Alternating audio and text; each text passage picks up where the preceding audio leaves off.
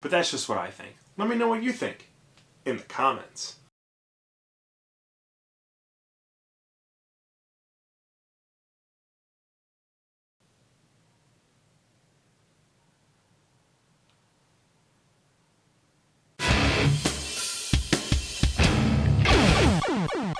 So the problem I found with doing a weekly show about comic books, besides the fact no one watches this show, is that a lot of times it's really hard to find news to talk about. There often isn't any real news, so to speak, and the news that is there is generally the same as it was the week before and the week before. Oh, Marvel's doing something with their movies again. Oh, DC's doing something to piss off their fans again. Oh, Valiant's doing some interesting story concepts that no one will read. Seriously though, have you guys been reading Valiant comics? There's really interesting stuff going on in there. Especially Quantum and Woody! At the time of this recording, there's no real major news going on in the comic book world to discuss.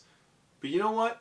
This isn't a news show. This is an opinion show, where I give my opinion on comics. So let me tell you about the best comic on the market today, Rachel Rising. Written and illustrated by Terry Moore, Rachel Rising is a story of a girl named Rachel, see, that's her right there, who wakes up in her own grave to discover that she had been murdered the night before. Now undead, she wanders the town of Manson hoping to find answers. What she uncovers, though, is beyond anything she could have ever imagined. Witches, cults, demons, that kind of stuff. And the twisted, cursed history of the town of Manson. What I love about this book is how Terry Moore created these very real characters, put them in a world where the craziest just keeps happening. Here's just some things that happen throughout the course of the series. Let me share this with you. Dude gets his head chopped off with elevator doors in front of a 10-year-old girl. Possessed woman shoots a live snake out of her mouth to kill a man. Bodies explode out of a grave and form a pentagram in the snow. Someone tells a really messed up origin of the story of Sleeping Beauty. It's seriously messed up. Like, seriously, you won't be able to watch that Disney movie again after you hear this origin story. That bad. There's so much more other like horror movie type stuff that I don't want to tell you because I just want you to read the series and just be surprised when it happens because it is surprising to say the least. Through it all, the protagonists always seem to react in ways that are never out of place or over the top or too dramatic. Every time they react, it just feels natural and something that a real human being would do in that situation. The characters are so well defined and human, even the non-human characters, that even if they're not doing anything, you want to see what they're going to do next. Both Rachel and her best friend Jet are undead and mutilated, but they never seem to lose the sense of who they are as a person throughout the course of the series. Jet in particular continues to be spunky and crack jokes and fun, even though she's undead and walking around with a broken neck that can't heal. Because she's dead, and dead bodies can't heal themselves. You get the idea. And she has to wear a neck brace to compensate for that broken neck, otherwise she'd be walking around like this. That's not what she looks like, by the way. This is what she looks like. A fair-skinned, black-haired bass player. To top it all off, the artwork is just incredible. Terry Moore does the whole thing in stark black and white with little to no shades of gray. The characters all have a slight cartoonish look to them, which is great because it helps them slip from lighthearted scenes to dark and ominous scenes without losing any sense of verisimilitude. Definition here.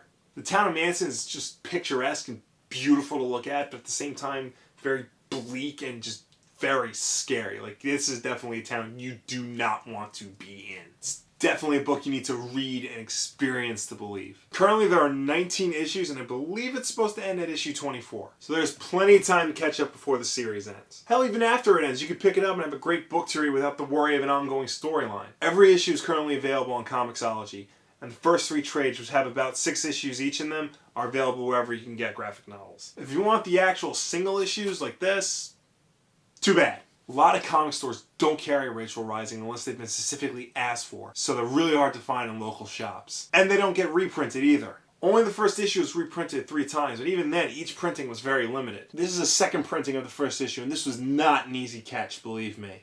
I'll just put that back then. So honestly, the easiest way to read this series is either digitally or get the trades. Hell, I only have the first 6 issues physically. After that, I just got them on Comixology because it was so much easier than hunting these down. But I'm not here to tell you how to read the books, just that you need to read these books. Period. Like, after this is over, go get these books. I can't praise this series enough. It's just so unique and just on another level than anything else that's out there. It goes beyond the best of the major publishers right now. It's better than Batman, it's better than Daredevil, it's better than Star Wars, it's better than Quantum and Woody. Seriously, read Quantum and Woody. I think I've rambled on enough for this video. So go read Rachel Rising, and like this video, and comment, and share. And subscribe. That's it for me. Be sure to pick up Hawkeye 15 this week. Thanks for watching. Good night. We need to remember that comics on some level are art, and if we treat it as art rather than as a commodity to be bought and sold on a whim, then the value will go up much higher because the content will be that much better.